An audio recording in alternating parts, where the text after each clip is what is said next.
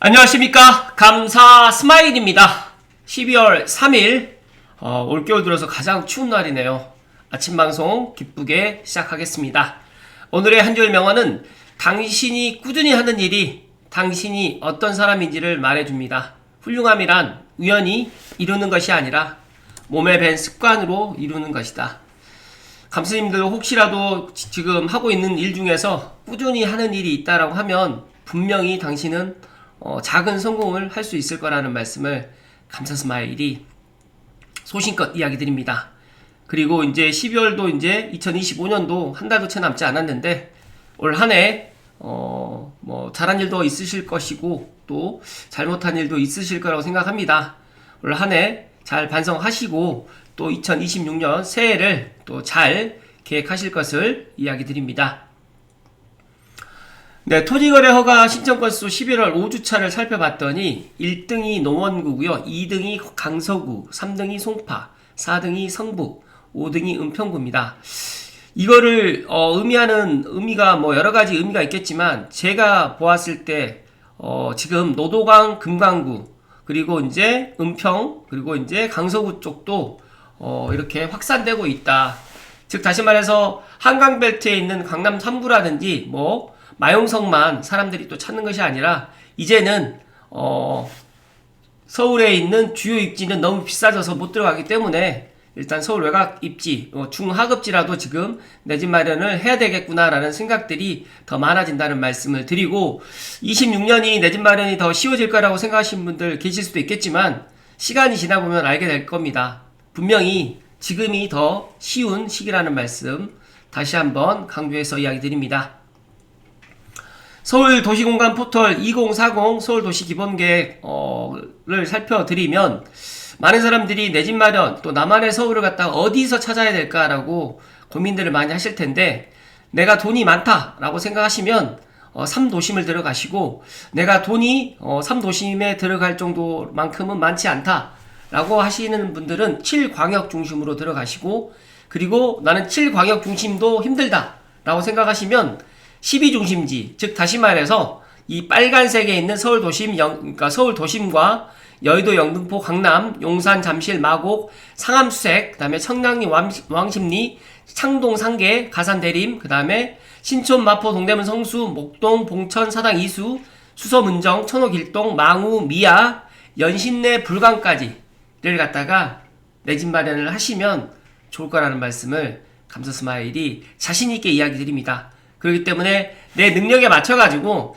3도심, 7광역 중심, 12중심지에 서울로 내 집 마련을 하시면 좋을 것 같고 나는 아무리 생각해도 서울로 들어갈 수가 없다라고 생각하시면 서울과 맞붙어 있는 지역 제가 계속해서 이야기 드리잖아요. 경기도 F4 포함해서 고양, 남양주, 의정부, 그 다음에 김포, 그 다음에 인천, 검단까지 보시면 좋을 거라는 말씀 드립니다. 물론 청라라든지 그리고 이제 송도도 좋습니다. 하지만 서울과 맞붙어 있고 또 직장과 그 다음에 교통 여건이 또 좋다라고 하시면 제가 방금 이야기 드렸던 서울과 맞붙어 있는 지역에서 나만의 서울을 찾으실 것을 이야기 드립니다.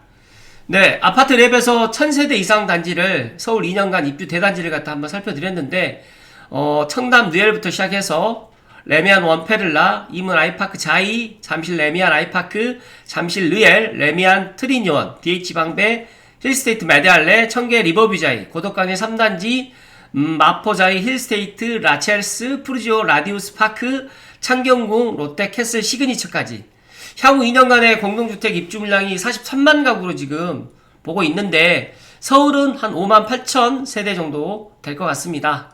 향후 2년간에 이제 이렇게 입주할 수 있는 대단지로 들어가신 분도 있으실 것이고 또 이렇게 내 집이 지금 없어서 또 신축 분양만을 또 기다리신 분도 계실 거라고 생각하는데 저는 마냥 신축을 갖다 기다리는 것보다 내 능력에 맞춰가지고 지금이라도 내 집 마련을 하실 것을 이야기 드리지만 만약에 종잣돈이 없거나 나는 그런 여건이 안 되시는 분들은 그래도 3기 신도시 포함해가지고 신축 분양을 갖다가 기다리시면 좋을 거라는 말씀 드리면서 문득 제 친구 사례를 이야기 드리면 잠실 르엘에 당첨됐던 제 친구도 생각을 해보니까 무주택 기간이 거의 25년이 이상이 돼서 잠실 르엘에 입성을 한 것 같아요.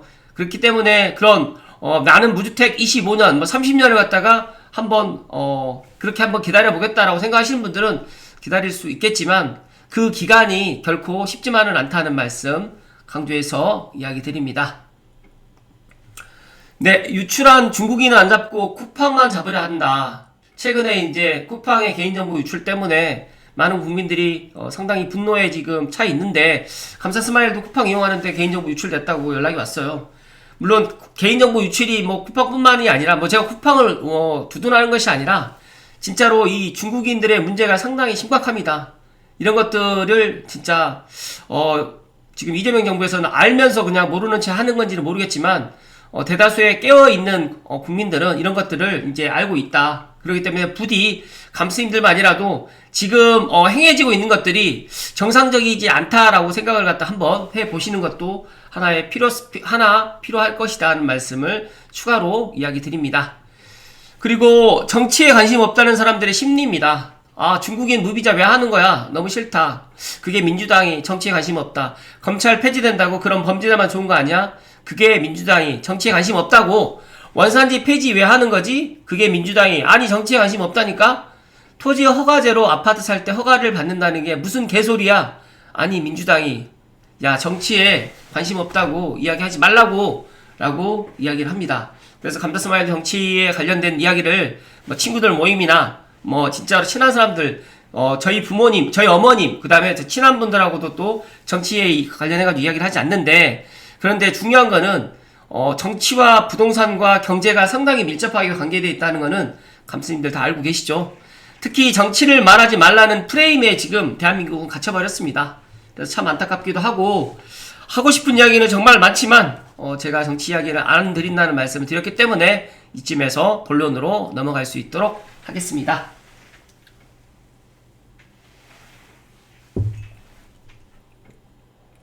오늘 본론으로 이야기 드릴 주제는 수생투님의 블로그 글로 해서 한 3가지 이야기 드릴 수 있도록 하겠습니다. 눈 떠보니까 천민이다. 부동산 신계급, 박탈감 분노에 출렁이는 민심.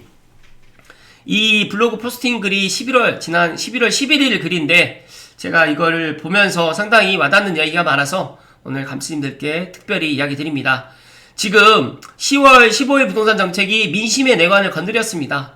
아직까지 지금 이재명 정부의 지지율이, 민주당의 지지율이 높다라고 생각하는 거는 제가 생각했을 때는 문제가 있다라고 저는 보고 있고, 대한민국 인구 4분의 3이 사는 곳을 갖다가 전부 규제로 묶어버렸습니다.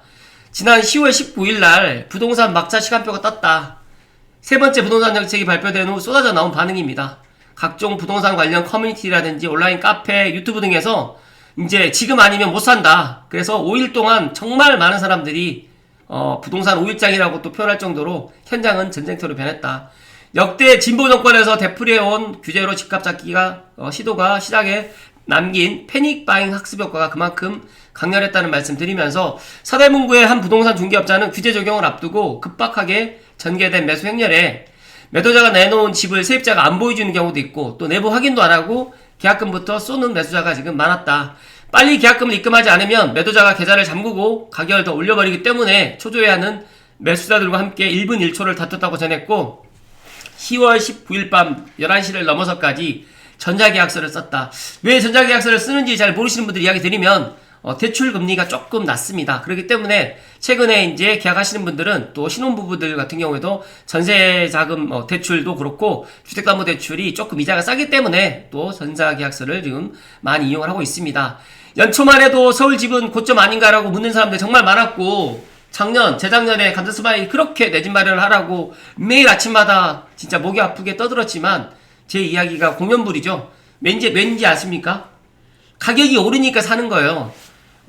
주식이라든지 코인은 가격이 내려가면 그래도 사람들이 사는 사람들이 있는데, 부동산은 한두 푼 들어가는 것이 아니다 보니까 가격이 내려가면 더더욱 못 사는 그런 실정이다. 그래서 한국부동산원이 발표한 전국 주간 아파트 가격 동향에 따르면 5일장 여파가 나타났던 지난 10월 20일 기준으로 서울 아파트 매매가는 전주 대비 0.5% 상승해서 2월 이후 38주 연속 상승세를 기록했고, 1% 넘게 뛴 것으로 나타난 광진구와 성동구를 비롯해서 서울 25개 자치구의 아파트값이 모두 상승한 것으로 지금 이렇게 집계되었습니다. 정말로 지금도 서울 아파트 사고 싶어가지고 안달이 나신 분들이 많이 있는데, 지금은 이제 토제 때문에, 삼중 규제 때문에 지금 그런 부분들이 약간 조금 이제 수그러졌습니다. 하지만 지금도 거래가 되고 있다는 말씀 드리면서, 아파트 평당 3.3m 제곱 3.3제곱미터당 이제 평균 매매가를 기준으로 상중하 1에서 10단계로 급지를 분류하고 사는 곳에 따라서 황족부터 이제 천민으로 분류하는 계급도도 지금 시중에 나와 있는데, 제가 이런 부분들은 제가 이야기는 안 드렸지만, 일단 중요한 거는 뭐냐면, 일단 반갑지 않은 이런 말 그대로 계층 사다리가 지금 나타나고 있고, 특히 강남 3구 포함해가지고 용산구는 토제를 전체적으로 지정된 이후에도 더 많은 사람들이 지금 관심을 갖고 있고, 가격 또한 더 올라가고 있다. 이 웃지 못할 표에 부동산 정책을 바라보는 서민들의 박탈감과 또 분노가 고스란히 담겨져 있고, 또 이때 당시에 매수 급행 열차를 탈 수 없었던 저는 눈 떠보니까 천민이 되어 있었다. 감스님들 중에서도 물론 아직까지 내 집이 없으신 분도 계실 거고, 다행스럽게 내 집 마련을 하신 분도 계실 거라고 생각하지만, 중요한 거는 앞으로 내 집 마련이 더 쉬워지면 더 좋겠지만, 앞으로 내 집 마련이 더 어려워지고, 더 나가서 이제 금수저가 아니면 서울 입성은 꿈도 꾸지 이제 많은 그런 시기가 도래해 있습니다. 정말로 너무너무 지금 안타까운 그런 현실인데, 최근에 제 감수님들, 제 친한 지인분들, 또 저에게 또 상담을 하셨던 분들이 진짜 이렇게 갈아타기를 하셨는데, 너무너무 지금 잘했다라는 그런 다행스러운 안도의 한숨을 쉬고 있는 것들을 보면서, 앞으로 이제 미래 수요, 그러니까 즉 다시 말해서 지금 당장 집을 안 사고 2년이나 4년 후에 집을 사려고 했던 분들조차도 지금 집을 안 사면 안 되겠다는 이런 패닉바잉의 공포 때문에, 지금 보니까 이제 그런 풍선 효과가 노도광이라든지 금강구까지도 이제 이렇게 확산되고 있다. 무슨 뜻이냐면, 이제 집값이 정말 많이 올라버렸던 강남 3구라든지 마용성에 이제 못 들어가니까, 이제 내 여건에서 가장 좋은 노도광이라든지 금강구라든지, 예를 들어서 은평구라든지, 그 다음에 강서구라든지 중랑구까지도 지금 사람들이 보고 있다. 왜 이렇게까지 추가 지정을 했을까요? 물론 풍선효과 때문에 지정을 했다라고 이야기는 하지만, 그 이면에 저는 분명히 민주당이라든지 이재명 정부에서는, 제가 생각했을 때는 서민들이라든지 중산층이 내 집 마련을 하는 것을 갖다가 도와주는 것이 아니라 막고 있다라고 저는 그렇게 생각합니다. 일단 부동산 철학의 지금 부재이고요. 이러다 보니까 이제 공급은 지금 앞으로 나올 게 없고, 지금 당장 할 수 있는 거는 수요 억제밖에 없기 때문에, 그리고 이제 규제를 갖다가 이제 수요하고 이제 세금으로 규제를 해 나가야 되는데, 내년에 지방자치단체장 선거가 있다 보니까 일단 지금 타이밍은 아니다라고 지금 그렇게 생각을 하는 것 같아요. 그러다 보니까 이제 자꾸 이제 공급 대책을 내놓는데, 이 공급 대책이라는 게 예를 들어서 이제 뭐 3기 신도시도 있고, 그리고 재건축이라든지 재개발이 있는데, 재건축 재개발도 들여다보면 잘 모르시는 분들은 재건축 재개발 하면 되는 거 아니라고 하는데, 투기과열직으로 묶이다 보니까 재건축이라든지 재개발이 원활하게 빨리빨리 갈 수가 없어요. 그런 것들은 그 누구도 지금 이야기를 하지 않고 있다. 지금 이재명 정부의 부동산 철학을 알 수 없는 상황이라고 지금 이야기를 하지만, 중요한 거는 취임 전에 돈 있는 사람은 집을 사고 세금 규제하지 않고 시장에 맡기겠다고 했는데, 집값이 오르니 갑자기 실거주하는 집이 아니면 다 투기로 간주해버리고 대출을 막으면서 전방위 압박을 하면서, 지금 정책으로는 열심히 모은 돈에 금융권 대출을 더해서 강남에 터전을 마련해 보려는 1주택자까지 모두 투기꾼에 해당하는 것이고, 감수님들 중에서도 열심히 허리띠 졸라매가지고 집장만 하고 일단 조금 넓혀가지고 이사를 가려고 하셨던 분들도 지금 가지 못하는 이런 우픈 상황이 벌어졌다는 말씀 드립니다. 진짜로 이번 정책이 사실상 사다리 끊기라는 반발과 비판은 갈수록 거세지고 있고, 또 주택도시보수공사에 따르게 되면 서울 민간아파트 평균 분양가가 평당 4,551만원, 거의 4천만원이 넘었어요. 이제 34평으로 환산해보면 15억, 한 5천만원 정도 됩니다.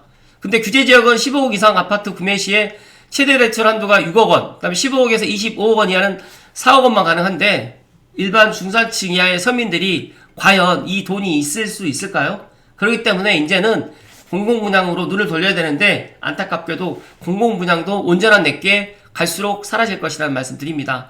더 문제는 제가 어제도 이야기 드렸지만, 2026년이 되게 되면 3대 절벽에 지금 우리가 직면하게 됩니다. 공급 절벽, 매물 절벽, 대출 절벽, 이 3대 절벽으로 지금 우리가 직면하기 때문에 가면 갈수록 정말 어려워지는 그런 부동산뿐만 아니라 경제적인 상황까지도 같이 맞물려 있다. 왜냐면 부동산이 순환해야지 예를 들어서 건설 경기도 살게 되고 이사도 하게 되고 가전제품도 새로 사다 보니까 경기가 순환이 되고 경제가 돌게 되는데 부동산이 움직이지 않으면 이사도 가지 않으면 진짜로 경제 자체가 순환되지 않기 때문에 정말로 심각한 상황에 직면될 거라는 말씀을 드립니다. 정부의 규제 정책을 놓고 부동산 계엄령이라는 혹평까지 나오게 되는데 서울에 거주 중인 유권자의 절반 이상이 이재명 정부의 10월 15일 부동산 대책을 부정적으로 평가하는 것으로 나타났는데 그 어떤 언론이나 기사에 이런 이야기들은 나오지 않고 있기 때문에 참 안타까운 마음에 감자스마일이 12월 3일 아침에 이야기를 드립니다. 정부가 해외 주식 투자를 규제하려고 하는 이유, 이게 제가 이 두 번째 이야기 드릴 건데요. 시간 관계상 간단하게 이야기 드리면 진짜로 치솟는 환율의 해외 주식 양도세 강화를 할 거다. 그리고 이유는 고환율의 책임을 본인들에게 돌리지 않고 해외 투자를 하는 국민들에게 지금 떠밀고 있는데 생각을 한번 해보십시오. 기본적으로 투자라는 거는 고성장 자산을 찾는 일입니다. 기업이 성장을 해야지 미래의 수익률이 오를 것이고 이것이 추후 시세 차익이든 배당이든 어떤 형태로 나에게 돌아올 것이라는 기대를 갖기 때문에 사람들이 투자를 하게 되고 뭐 부동산이든 주식이든 예를 들어서 코인이든 이렇게 하게 되는데 지금 보니까 한국 경제 성장률이 한 1% 정도밖에 되지 않는데 1%, 옆 동네 은행에서는 4% 이자를 준다는데 우리 은행에서는 지금 1%를 갖다 주는 은행에 누가 돈을 넣겠습니까? 근데 문제는 정부가 현 상황을 촉발한 책임자인 한은에게 경기 부양을 요구하고 있는 것이 아니라 저성장 국가가 아닌 고성장 국가들을 찾아 나선 국민들에게 고환율의 책임을 돌리고 있다. 한국 경제가 고성장한다고 하면 누가 해외로 가겠습니까? 아마 가지고 있던 달러도 원화로 환전했을 것이다.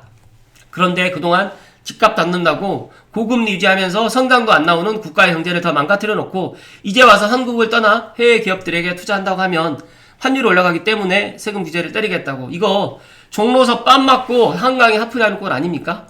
진짜로 정말 심각한 진짜 문제라는 말씀 감자스마일 이야기 드리면서 지금 이 상황에서 당장 눈앞에 집값 상승이 두려워서 부동산의 본질도 아닌 금리 인하를 지연시킨다는 것은 닭 잡는데 소 잡는 칼을 꺼내 경제를 난도질하는 것입니다. 금리로 잡을 수 없는 것을 계속 금리로 잡으려고 하면 그래서 금리 인하를 연기하거나 소극적으로 대응하게 되면 그나마 경기를 지탱하던 수출도 약세로 전환될 것이고 이미 박살 나 있는 내수 경기는 사실상 추타될 것이다. 만약 금융당국의 이런 통화정책 기조가 이어진다고 하면 우리나라도 경기 침체가 올 것이라는 말씀드린 이유다. 이게 작년 24년 10월에 우리나라가 경기 침체 위기에 빠진 이유에 대해서 광장동님께서도 이런 이야기를 해주셨는데 진짜 가슴이 아픕니다. 그래서 감스님들만이라도 부디 진짜 지금의 이 대한민국에 처해져 있는 현실, 지금 내년 1월 달에는 아마 한국은행에서 기준금리를 반드시 지금 인하를 해야 된다.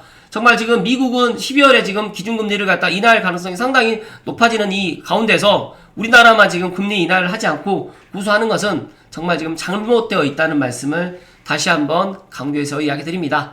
마지막으로 왕서방이 다 산다. 한국 아파트에 베팅하는 외국인들, 이거 어떻게 생각하십니까? 지금은 다행스럽게 임대인들이, 한국인들이 임대인들이 많다 보니까 괜찮겠지라고 생각하시는데 이제 외국인 보유주택 수가 10만 4천 세대입니다. 57%가 지금 중국인이 소유하고 있고 국토부가 6월 말 외국인 토지주택 보유 통계를 공개하는 것들 보니까 주택 보유한 외국인 수가 10만 명이 돌파됐습니다. 이 중 절반 이상이 중국인을 보유하고 있는데 내후년에 우리나라 사람들보다 아마 서울이라든지 수도권의 아파트, 특히 주택을 갖다 소유하는 사람들이 외국인들이 더 증가할 거라는 말씀을 감사스마일 조심스럽게 이야기 드립니다. 지금은 다행스럽게 월세나 전세 살고 있는 분들이 우리나라 한국 사람들에게 한국인이 임대인이어서 이제 살고 있지만 조만간 외국인이 이제 주인이 돼서 월세나 전세를 살고 계시는 분들, 특히 외국인들은 전세를 잘 안 내놓을 거예요. 분명히 월세로 할 겁니다. 그렇기 때문에 부디 감스님들만이라도 올해가 가기 전에 진짜 의사결정을 꼭 하실 것을 이야기 드립니다. 감사스마일 생각은 그렇습니다. 진짜 눈 떠보니까 천민이다. 눈 떠보니까 벼락거지다. 이런 이야기가 제가 이런 이야기 드리는 게 상당히 불편합니다.